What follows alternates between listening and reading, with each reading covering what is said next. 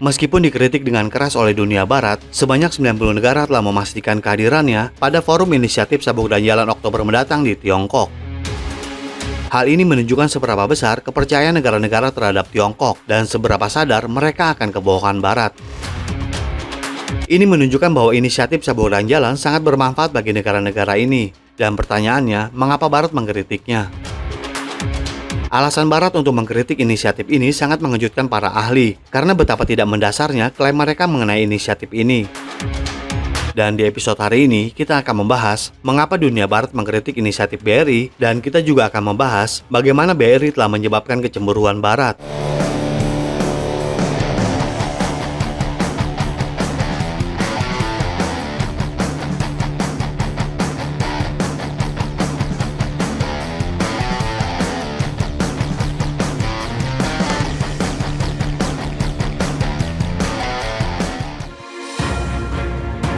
Inisiatif BRI Tiongkok muncul sebagai proyek global yang menentukan dalam dekade terakhir ini.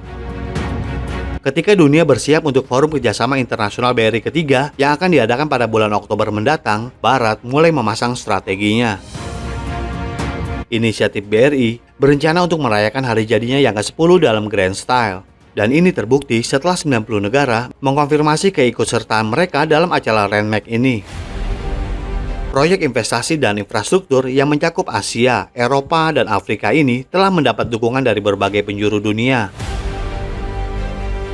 Ini adalah mega proyek yang dipimpin oleh Tiongkok yang bertujuan untuk menciptakan jaringan yang luas seperti pelabuhan, jalan, kereta api, dan proyek infrastruktur lainnya yang menghubungkan wilayah di Asia, Eropa, dan Afrika selama 10 tahun terakhir. Inisiatif ini tidak hanya mentransformasi konektivitas fisik, namun juga memupuk kerjasama ekonomi dan hubungan diplomatik lintas batas.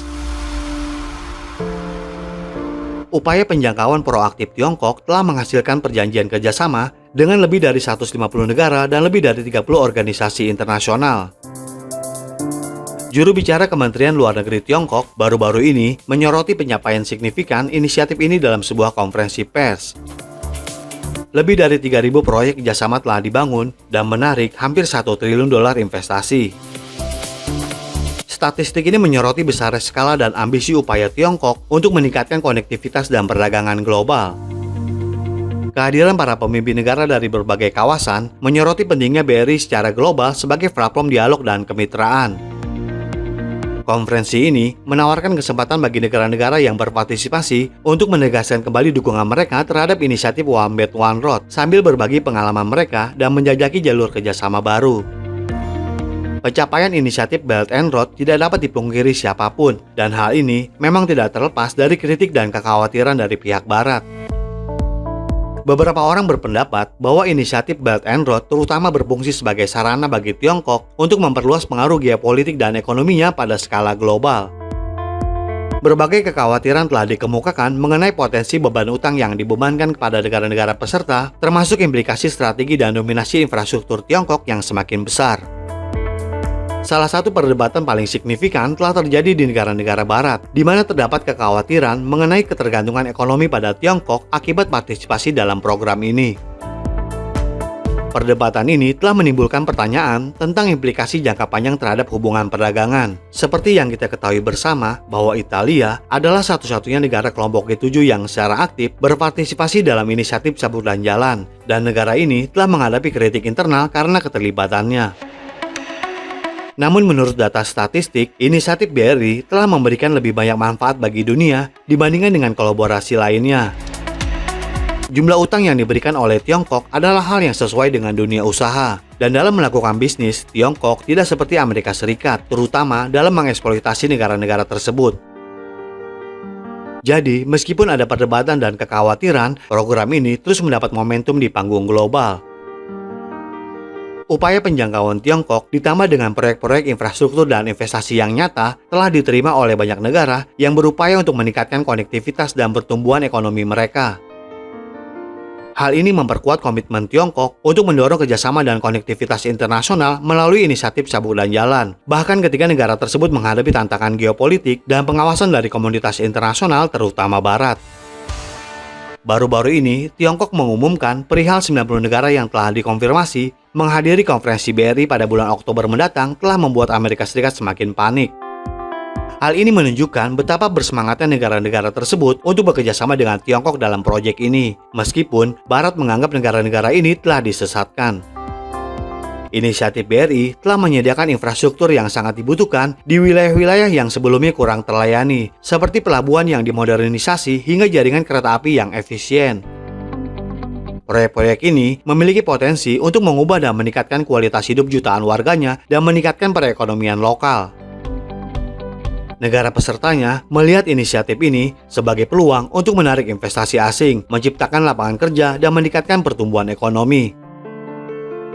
Investasi Tiongkok telah menyuntikkan modal ke negara-negara yang sedang kesulitan dan memberikan bantuan bagi negara-negara yang ingin memodernisasi infrastruktur mereka.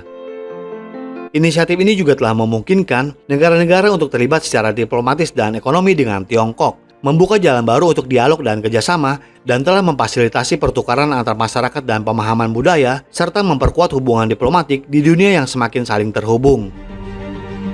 Penekanan BRI pada konektivitas sejalan dengan aspirasi banyak negara, dan seiring dengan berkembangnya era digital, infrastruktur fisik tetap penting untuk perdagangan. Inisiatif BRI Tiongkok telah berkembang menjadi sebuah proyek global yang monumental selama dekade terakhir. Berkembang bersama telah menjadi titik fokus upaya Tiongkok untuk mendorong konektivitas dan kolaborasi lintas batas dan menjadi penanda tonggak sejarah dunia.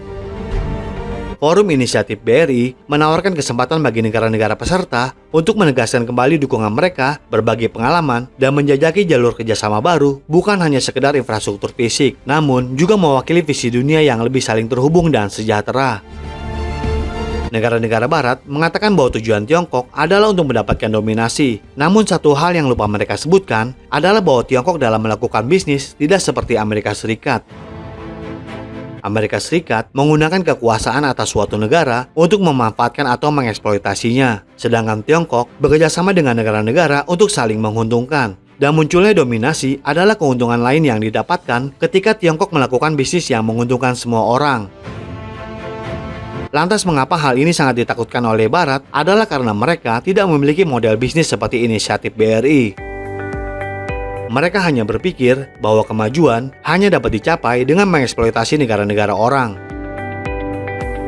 Faktanya, inisiatif BRI telah menjadi teladan bagi Barat dalam tahun-tahun dominasinya, sesuatu yang bagi mereka tidak mungkin. Berita baru-baru ini tentang 90 negara mengkonfirmasi dalam forum BRI telah membuktikan betapa bermanfaatnya kerjasama ini. Mereka telah merasakan manfaat dari BRI dan mereka percaya bahwa mereka hanya akan menjadi lebih kuat secara ekonomi jika mereka melanjutkan bekerjasama dengan Tiongkok.